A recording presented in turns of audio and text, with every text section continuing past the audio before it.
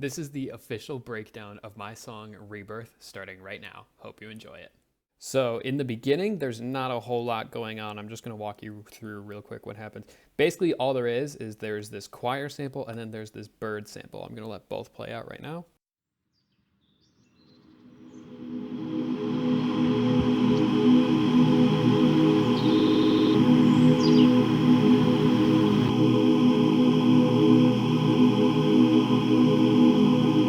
Okay, so from there, what's going on is the choirs themselves, there's a massive reverb that you heard.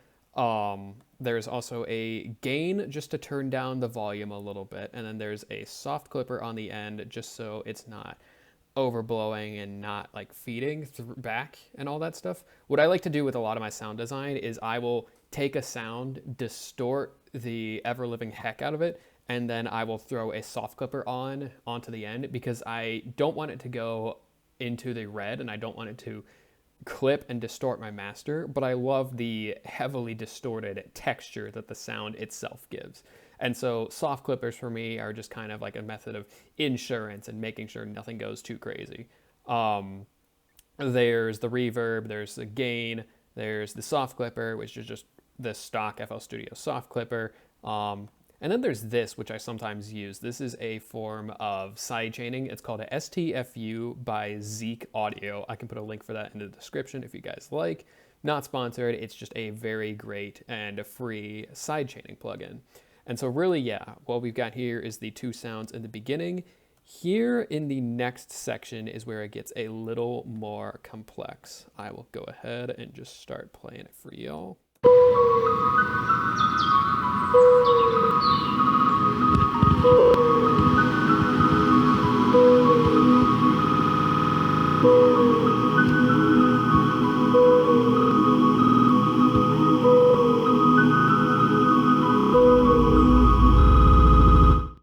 Yeah, so from there, we're introducing a couple of brand new elements. The first thing, probably one of my favorite things in the whole piece, is this beautiful piano riff. It is actually a contact instrument. I believe this is the, what is this?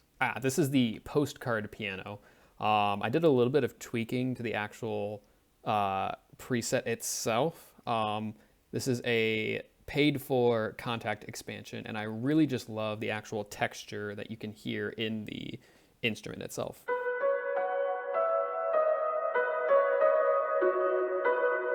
It's a very beautiful, like kind of almost detuned, warbly sound.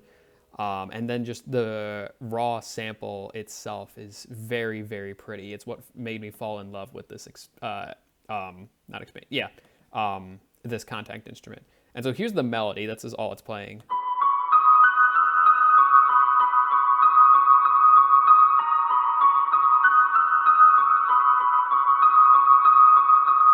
So it's just playing that melody, and then what we've got on here is just some reverb to give it a lot more air. I cranked the wet, left the dry as is, and brought up the decay time and brought up the low cut. The decay I brought up so it can decay for a bit of a longer period of time. The low cut I bring up just a little bit so it doesn't interfere with my bass lines or any of the lower frequency elements in my music. And then there's a little bit of a EQ on here. Yep, that's just cutting out more and more of the low end just so it doesn't clash with anything. From there, we also have the main hallmark of the song, the big thing that everybody's here for. We got the bird calls. So these are really cool. These are just actually like sampled from a mourning dove. This isn't like synthesis or anything. I just took a video of a mourning dove and I resampled it. And so here is the bit that you hear in the beginning. Just that first note, and then the whole melody as it plays out is this.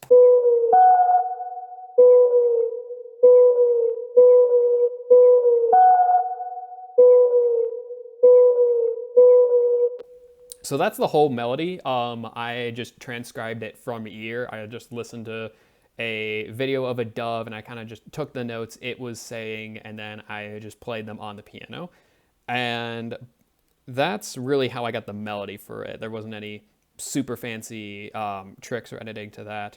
The processing on the dove itself is a little bit more involved. The first thing I did before anything, the actual sample of the dove I got itself was a bit off key. As you would imagine, birds are not very cooperative singers. So I did a little bit of pitch correction on the bird sample to begin with before I brought it in here. And then once we get in here, here's all the effects that are on it. There's a little bit of reverb, nothing too crazy, just something to give it some space and not feel like a sound effect, just adding a little bit of space to the sound. Second thing we're adding is some reverb, EQ, just to cut out the low end and make sure it doesn't clash with anything else in the song. Next thing we're adding is Maximus. This is a FL Studio stock compressor slash mastering plugin, which is very, very cool. I kind of use it in an unconventional way. I'm using it for a lot of upward compression, as you can see, just cranking the volume out of everything and just making it sound loud but not distorted. And then from here, we have Fruity Peak Controller, which is what I'm using to sidechain the bird. So the bird will duck whenever it hears a specific sound, like a kick. We've got one more thing before we transition into the next part of the sound, and all it is a reversed virtual riot impact sound effect. I will go ahead and play that for y'all right now.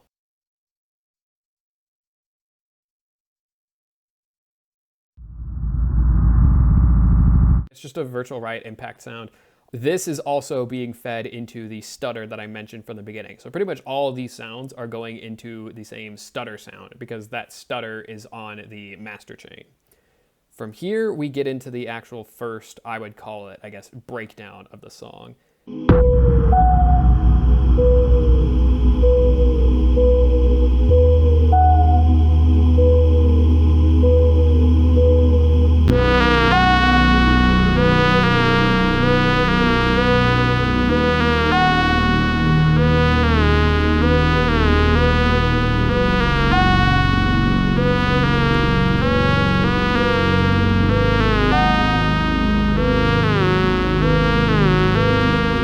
All right, so from here, we got more things going on. So we have the same bird sample that I showed you before.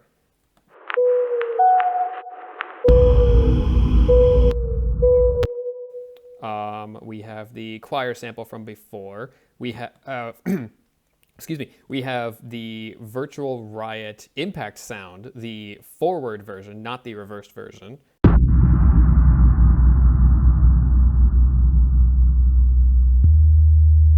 Pretty standard impact sound, not a whole lot of processing going on there. Then we have some new things I introduced. This is a take on the bird melody. So this is just a kind of stock serum preset that I made. It's just a basic sawtooth with not a whole lot going on. It's just a variation of the bird melody.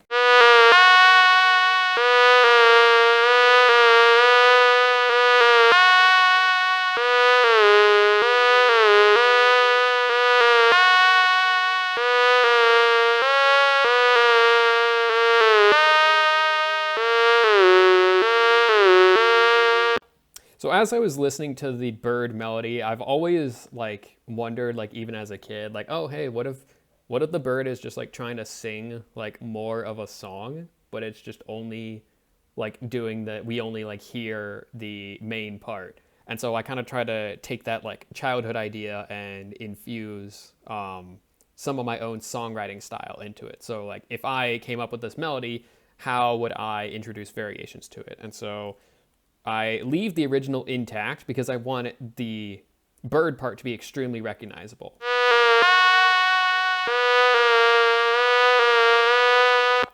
And yeah, you've heard this, you pretty much know that's a mourning dove. Everything from here on out is where it changes. I wanted to kind of keep the rhythm of the bird, but introduce new melodies and make something that's more my own.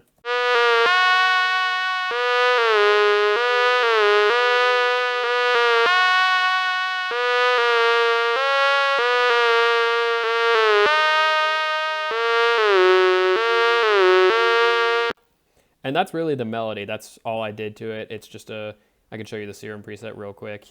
This is a sawtooth, but actually what you can do in Serum is you can open up this little pencil icon, excuse me, and up here, these things are called bins. The important thing, all you really need to know is that this first bin controls your sub frequencies. And because I wanted this to be like a high end lead melody, I didn't want this to interfere with my basses or anything at all. So I just took the sound, it took the bar, which was right around up here, and I just brought it all the way down, and it resulted in this waveform. So it's much more of like a, it's still a sawtooth, but it's without any of the lower frequencies. And then there's just like a basic little filter on the end, rolling off some of the high end.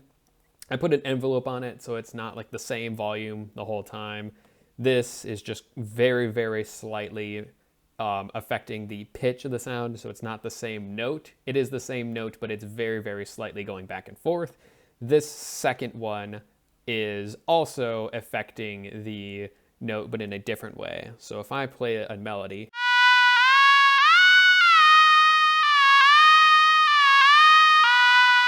you kind of hear how there's this little like rise in pitch to get to the note itself. That's what this second envelope is doing, or LFO, excuse me. This first LFO is just controlling the actual back and forth motion of the sound.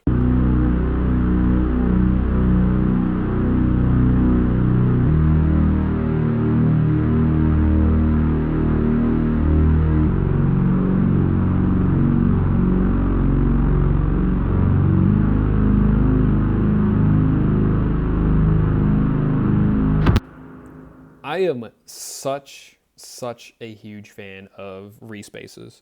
There's a couple stock Serum wavetables called, what is it? It's called MB Saw right here under analog digital. Basically what this is this is more of like a vintage representation of a sawtooth waveform. And so all I did was I just took two instances, one the exact same, one here, brought this one down 2 octaves, brought this one down 1 octave. And the idea with my basses is I like to layer 2 sounds an octave apart to give them more depth, more weight.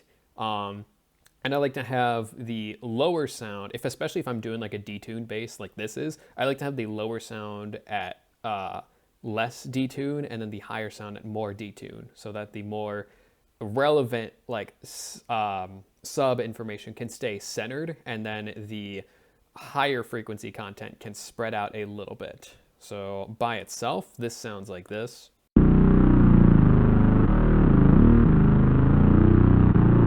But if you add a second oscillator to that, here's what we get.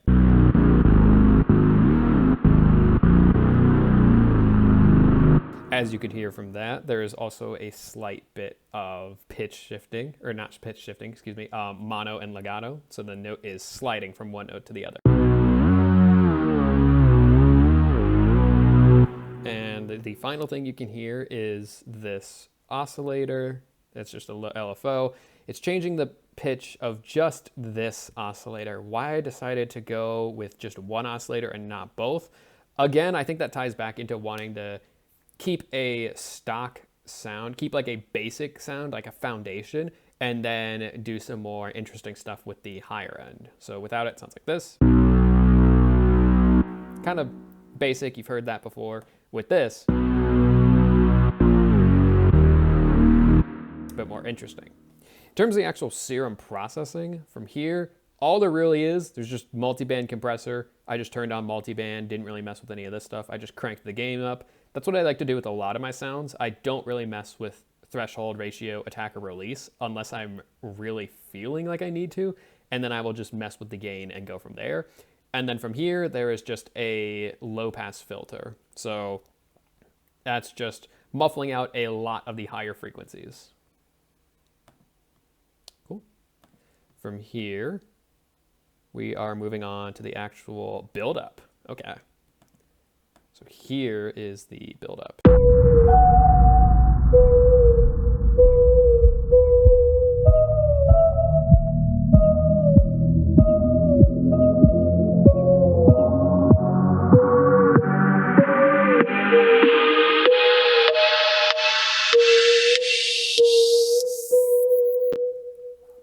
here is where a lot of stuff is going on. So it's the same bird melody, but then there's some processing I'm doing. So I'm using an EQ to cut out the lower and lower frequencies until the song actually drops.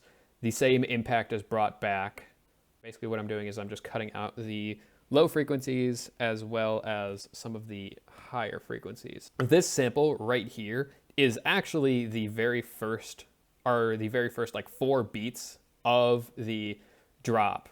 And then same idea, we have the same impact that I used before.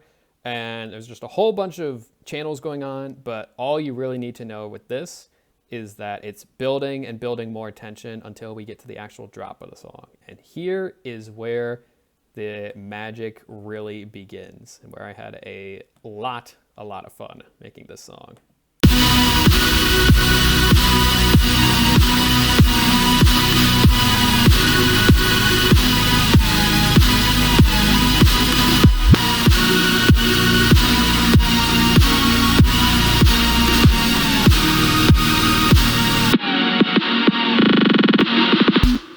So I'm going to break down this first half first because the second half is very interesting and I want to save that for a little later. Here's what we got going on. The same impact that I've used.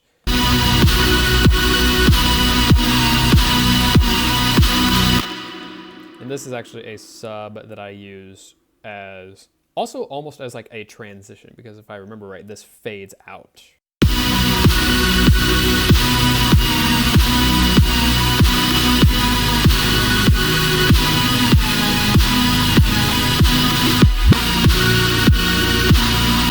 We have this first part where it's just the main drop, which I'll which I will break down in just a second, the impact, and then the white noise. From here, I did a little bit of interesting stuff. I tried to take the main kick of the song, and then I made a copy of it, and I made a reversed copy of it. So it's just the kick playing into a reversed copy of itself. So that's what gives us this almost like snappy, kind of like snapback type of feeling. Okay. And then from here, we've just got the main kick along with an additional rhythm.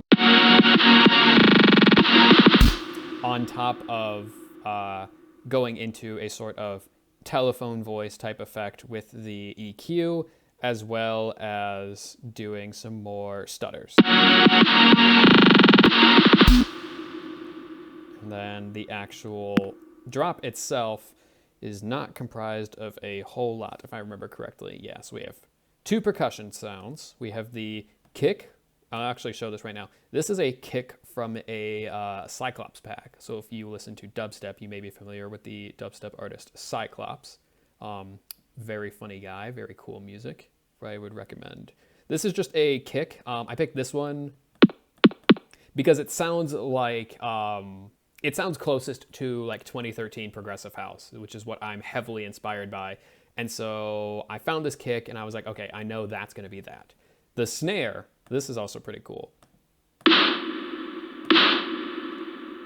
That is actually a snare from a electronic music producer called Crane, and I found that from a very small, like, I found that from a tweet that he put out a long while ago. It was a link to this snare and a free kick that he made, and so I just grabbed them from Twitter, and I'm just using this. It's a very good snare.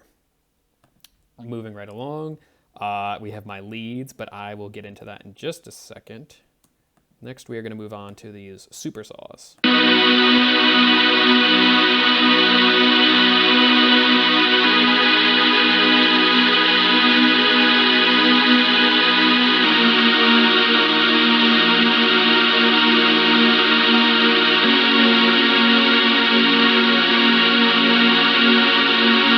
So, if I had more of a knowledge of music theory, I would tell you specifically why I made these chords and what what was going through my head when I made these.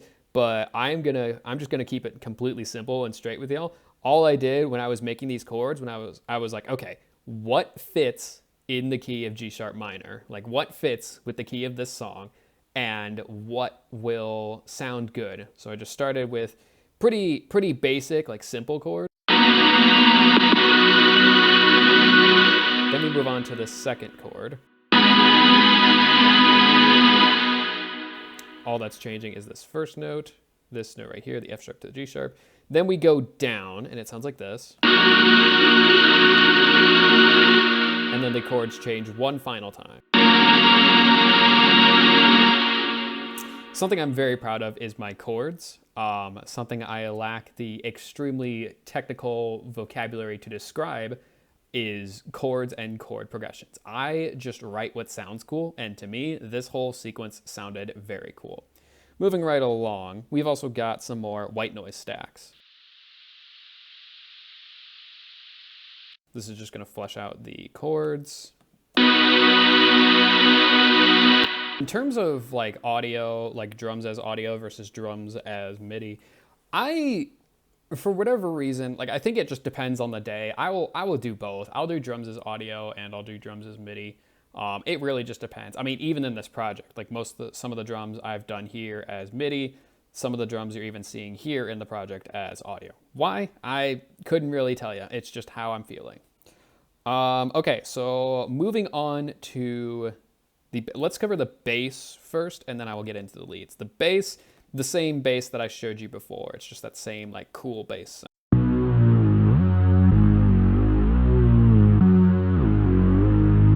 So there's the bass, just a refresher. Here's the chords by themselves. These are two slightly different supersaws. These are supersaws with a bunch of detune and with the subs lowered.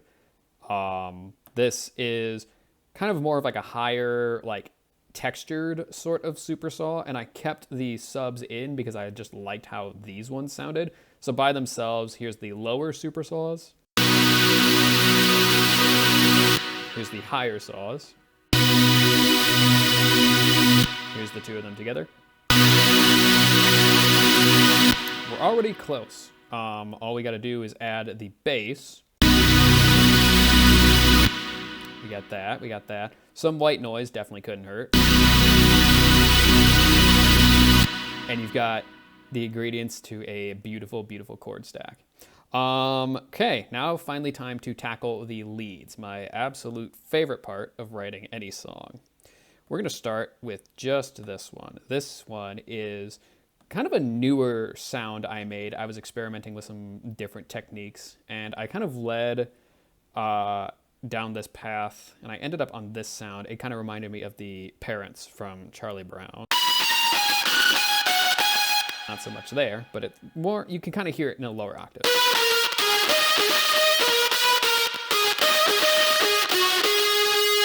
If I play an even lower note, it might become more.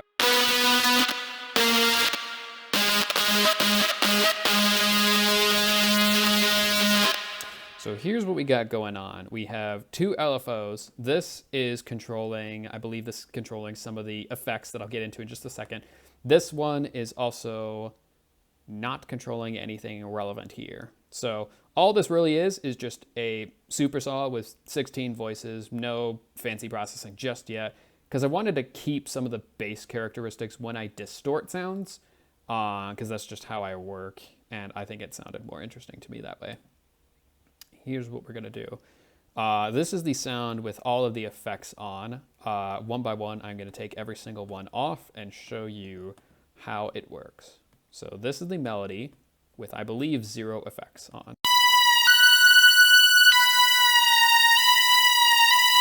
Pretty generic supersaw. What I started with was hyper and dimension, just to add a little bit of space.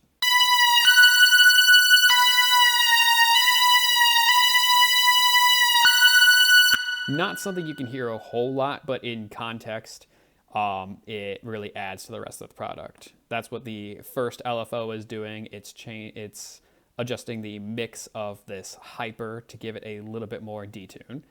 Next, what's going on is the filter. So with this is more of like a reverb filter. It's one of the special types of filters that Serum has, and you are able to kind of recreate the peaks and troughs of how reverb sounds.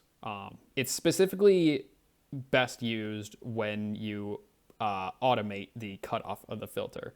So by itself, it will sound static, but in motion, it sounds very magical. So here's it without the filter.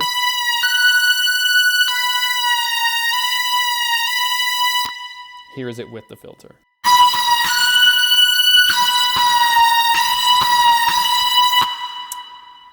I just absolutely love how that sounds. It adds a very kind of boombox cartel type of sound to this lead, and I was a very, very big fan of boombox cartel back in the day, and I have always wanted to try and recreate one of their sounds. And so this is just a similar technique that they used in their songs, and I just tried to recreate it and use it for my own purposes. Moving right along, we've got a distortion. So before distortion,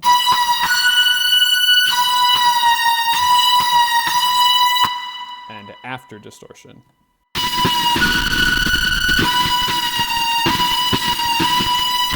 Adding just an absolute ton of distortion there, just really crunching the sound and making it really crunchy and rocky and things like that. And then we got a compressor. So no compression there. And then we've got the compressor turned on.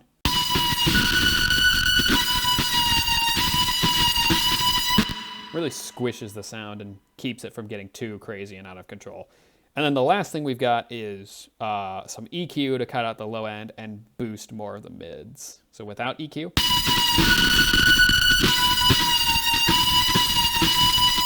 And with the EQ.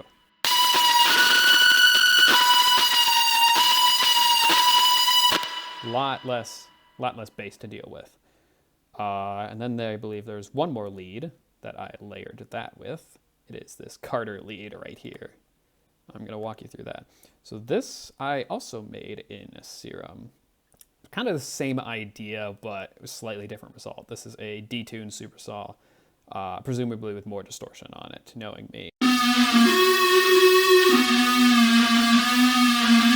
Yeah, so this was a lower, this was a different idea I had. I wanted to try and take the same sound, but at a lower octave. The only thing of note, the actual notes I'm playing, they are affecting the distortion frequency. And so I dialed in these distortion settings to be very specifically tonal. You'll notice that whenever I play a sound,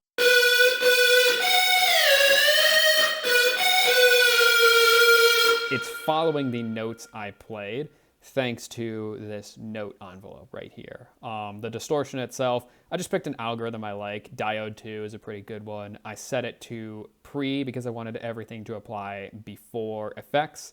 Cranked up the drive, and another thing I did was using this main envelope that controls the actual volume of the sound. What I did was I just applied it to the actual bandwidth of the distortion. So when I play a note, the bandwidth becomes extremely narrow and it hyper boosts one specific frequency. So it sounds like this.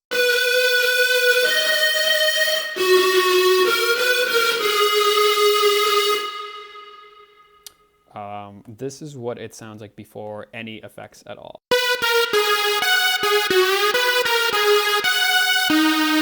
This is what it sounds like with just distortion. Kind of getting there. We're adding some reverb to the end.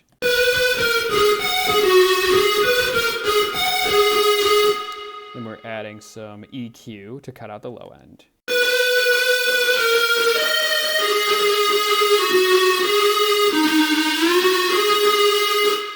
And we're just layering the two together to make a cool combined sound.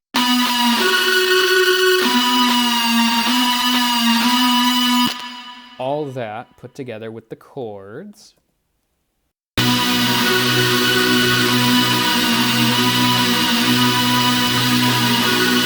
the bass.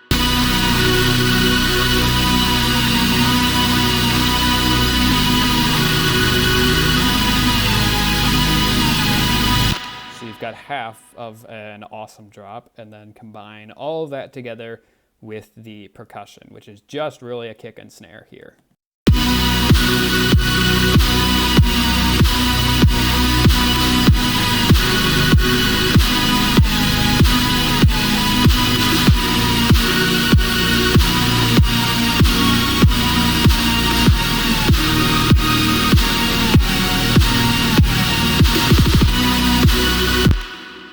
So yeah, that really is like just the essentials of the drop.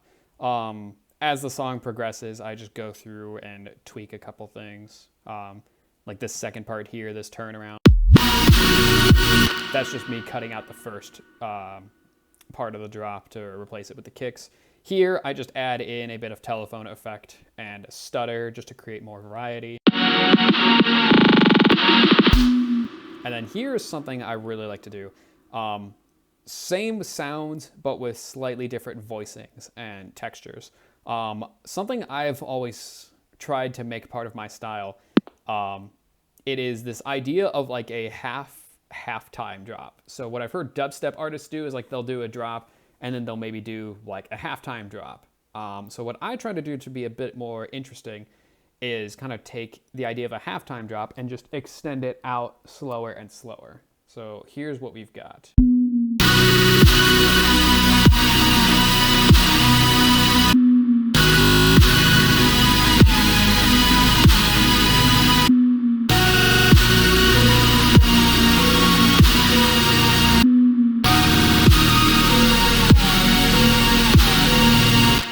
Again, all we've got going on here is some stutters, the original bird sound, some slightly different melodies and harmonies with the drops, and then reintroducing the bird melody before we lead into the build up to the second drop. Basically what I've got going on here is the same bird melody, but I actually resampled one of my older songs called Empires. And if you're watching and you were around when I released that song, you are a certified OG Kartyr fan. You've been here since the very beginning. All I really did was I took my song and chopped it up kind of like how people do vocal chops.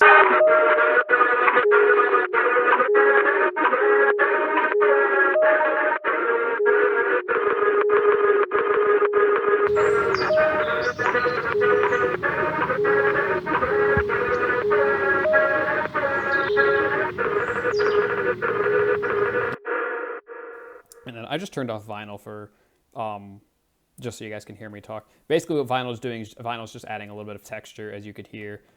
There's a transient shaper, but I actually used it for the opposite purposes that you'd normally use it for.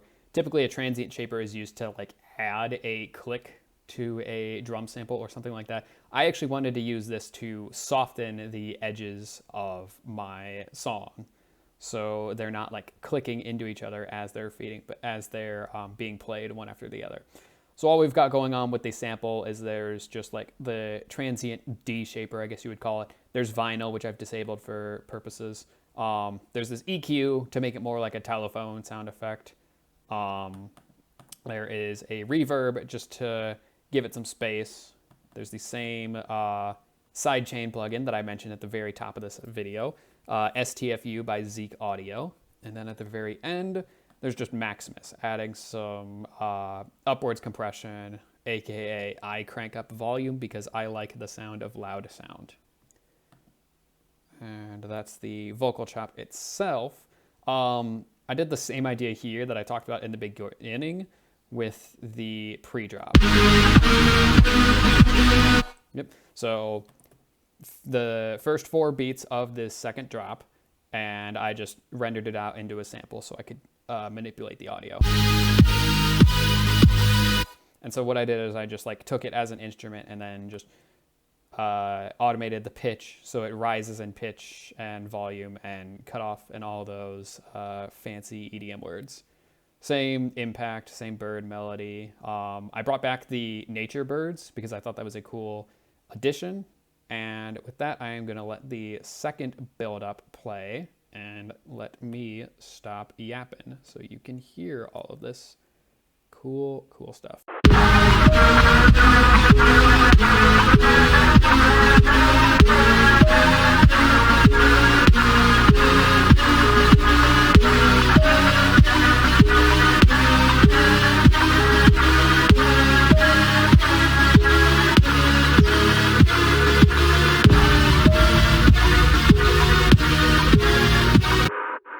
So for whatever reason, there should be a cutoff.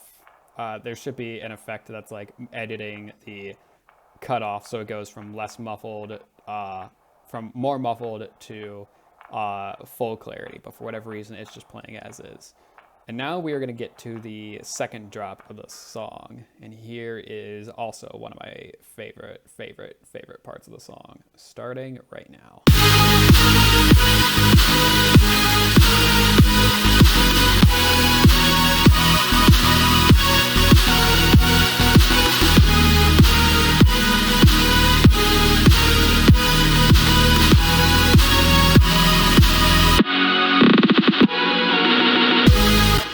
So here's where I was feeling a lot more confident in the direction of the song. In the first half, I kind of just wanted to take the memory that everyone grew up with the sound of the dove, and I just wanted to preserve it to the best of my ability.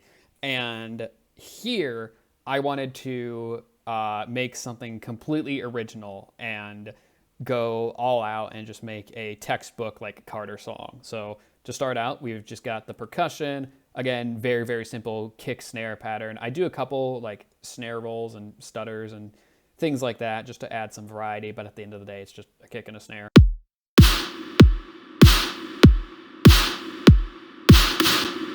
Yeah, reinventing new ground.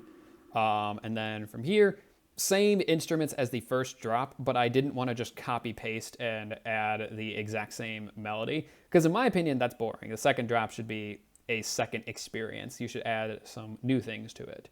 So it's the same sounds, but the new stuff is the actual like new melodies and then the new things I did with the chords. So here's what this sounds like.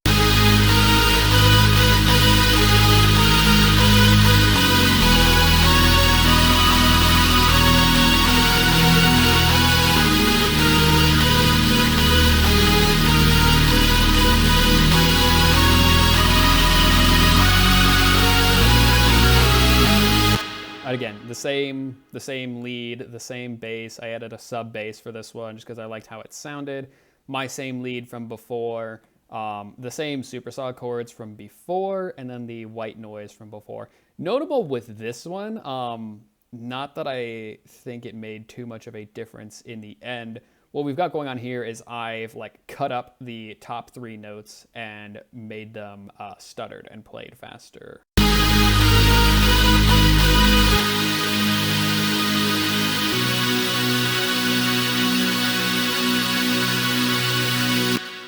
Just a cool trick I tried to do. And then what I've got going on here in the drop is I've like physically like wrote out the actual drop itself, but then I went through and cut out specific sections to give it the kind of this like bounce and like groove that I feel like a lot of my songs are missing.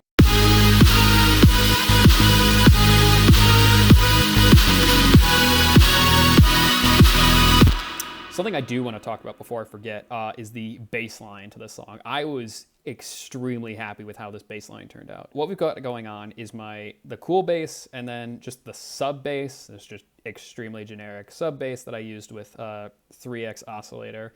Default FL Studio program, TLDR, if you want to make a very simple sound, 3X oscillator, my beloved, is absolutely incredible.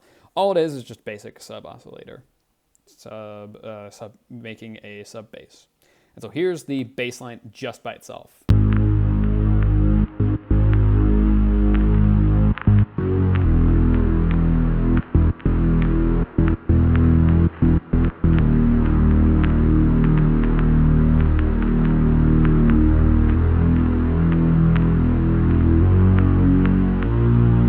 Extremely happy with this like pattern that I came up with for the bass, this sort of downward progression.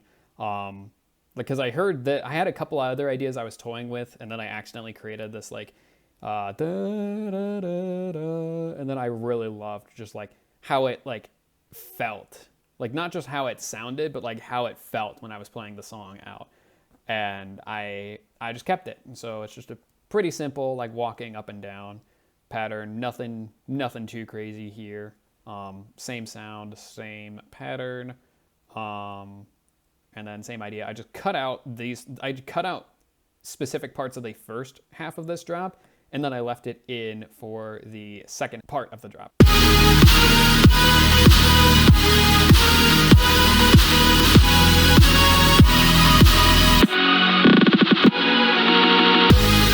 this is another part I was very happy with.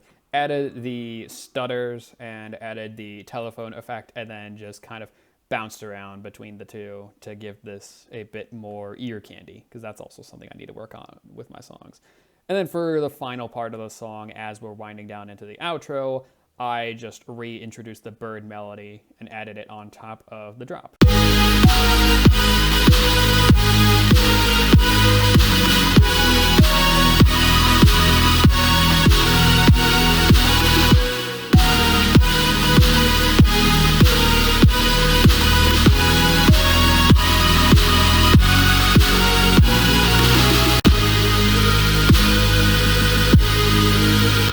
So here is the textbook, like half-time section that I was telling you guys about. So pretty much like all my other songs are 4 on the floor, and then there's sometimes like a half-time section. This is where I like want to give all the instruments their own time to breathe while letting the percussion hit and be hard hitting, but not very often so they lose their weight. And so I just did this.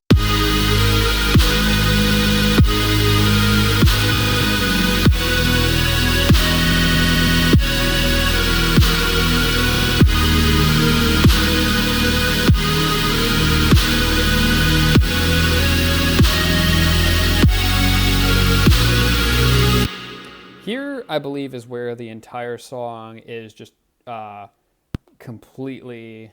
This is kind of like my final, I guess, like full X, if you want to call it. Like if this whole song is like confident, like this is the final, like part of the song where it's like extremely like cool. So cut up part of the chords, just left them as is, and then added in a lot of like glitches and stutters and random effects here.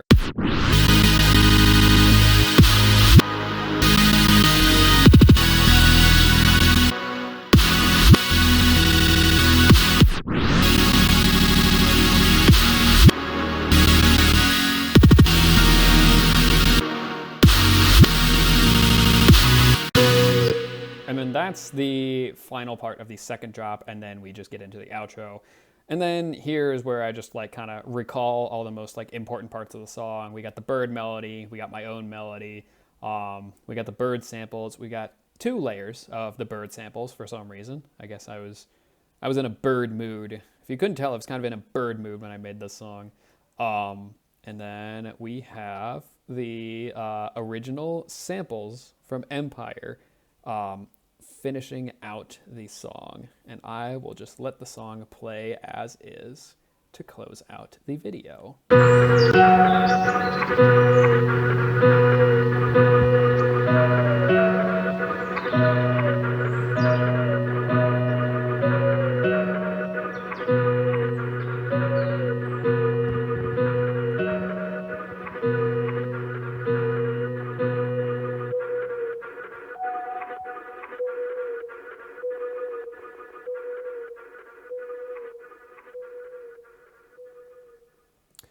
Thank you so much for watching the video. If this video helped you in any sort of way, remember to hit the like button. That goes a long way towards helping the channel. If you want to see more content like this, remember to drop a subscribe and hit the notification bell for more. Also check out any of the other videos on the channel. There will be plenty of useful content coming up in the pipeline. Next week, we are going to be breaking down my song Starlight. That's going to be a very fun video. I can't wait for y'all to see that. I hope this video helped you like answer any questions you may have had about my song Rebirth. Hope it gave you an idea into the creative process of how I approach music and storytelling and songwriting and mixing and mastering. And with that, I believe we are finished. So until I have an outro, I will see you all in the next project.